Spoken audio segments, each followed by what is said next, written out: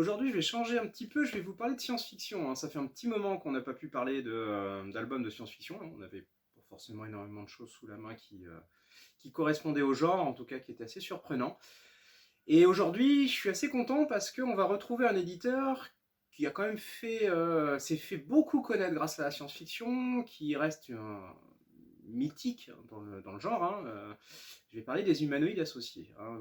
Je pense que tout le monde se souvient du fameux Métal Hurlant, sachant qu'en plus ils ont commencé à refaire ce magazine un petit peu pour refaire vivre un petit peu tout ça. D'ailleurs, je trouve une franche réussite. Ils ont fait beaucoup d'autres choses, hein. Je parlerai que de l'Incal, bien entendu. Bon, là, on peut en citer plein d'autres, mais depuis quelques temps, ils reviennent notamment avec une collection, hein, Critics, qui, ma foi, est assez surprenante. Qu'est-ce qu'on a donc? On a le sang des immortels. Le sang des immortels, alors déjà, pour la petite histoire, on a derrière un auteur qui est un romancier, Laurent Genford. Alors, Laurent Genford, ça fait... Je suis pas sûr que tout le monde le connaisse, et pourtant, il écrit depuis les années 90. Il a remporté pas mal de prix prestigieux. On a déjà eu des adaptations de lui, hein. Je ne citerai que Peau épaisse, qui va d'ailleurs se passer dans le même univers que Le sang des immortels. Et on est vraiment sur de l'exploration matinée, un petit peu d'écologie, bizarrement. Pourtant, ça remonte un petit peu, mais comme quoi les préoccupations étaient déjà là. Et bon, on a un écrivain quand même qui est assez efficace, avec un petit côté space opéra parfois, même si là, tout va se passer sur une planète. Donc, qu'est-ce que le sang des immortels?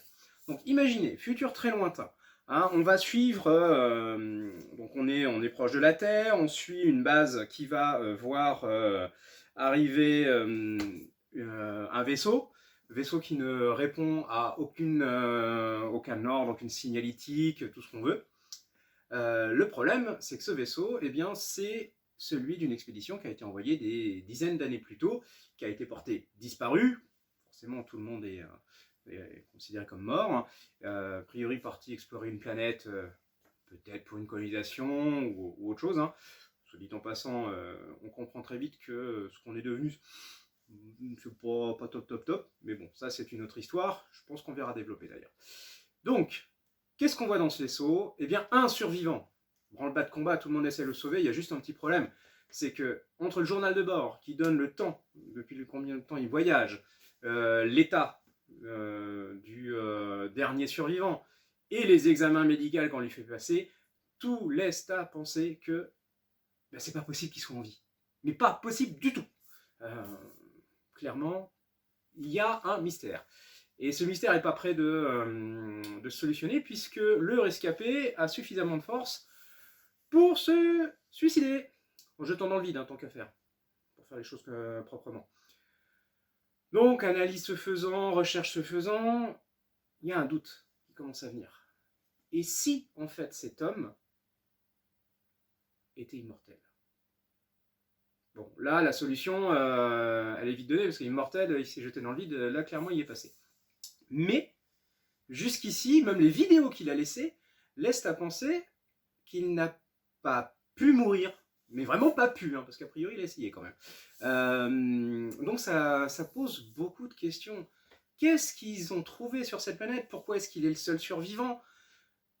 D'où vient cette potentielle immortalité? Et je vous laisse imaginer, la manne pour l'humanité, la recherche de l'immortalité, ça reste quand même un creuset depuis des dizaines de milliers d'années, et c'est pas prêt de s'éteindre. Donc il faut à tout prix trouver l'origine de tout ça. Donc qu'est-ce qu'on fait? Eh ben c'est simple, on constitue une équipe. Alors, il faut que ce soit financé, donc qu'est-ce qu'on fait? C'est une grosse société forcément, hein, une entreprise pharmaceutique, hein. C'est les mieux à même de pouvoir explorer le projet et le produire si besoin en est.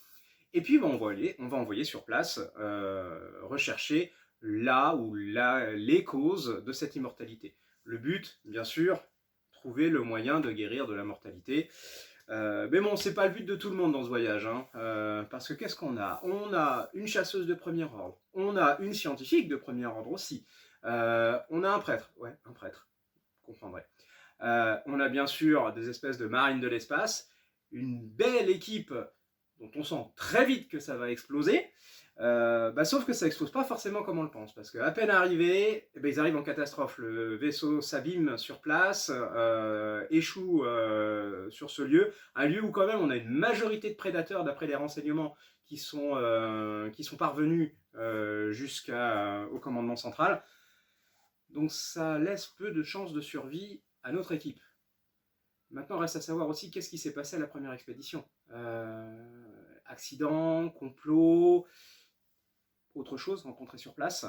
Et ben c'est toutes ces intrigues qui vont se démêler petit à petit avec la grande question de savoir est-ce que cette immortalité est réellement un don ou est-ce qu'au contraire ça peut être une simple et pure malédiction.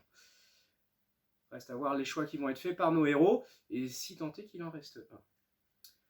Donc ça, je vous le laisserai le découvrir, bien entendu. Je dois avouer que j'ai vraiment passé un grand plaisir. Ça mélange plein de genres différents. On a même un petit côté exploratoire à la Aldébaran Beltégeuse. C'est peut-être le côté écologique qu'il y a derrière qu'on retrouve. Mais en tout cas, ça mélange beaucoup de choses et avec brio. Donc je vous laisse le découvrir. Je vous souhaite encore une bonne lecture. À très bientôt.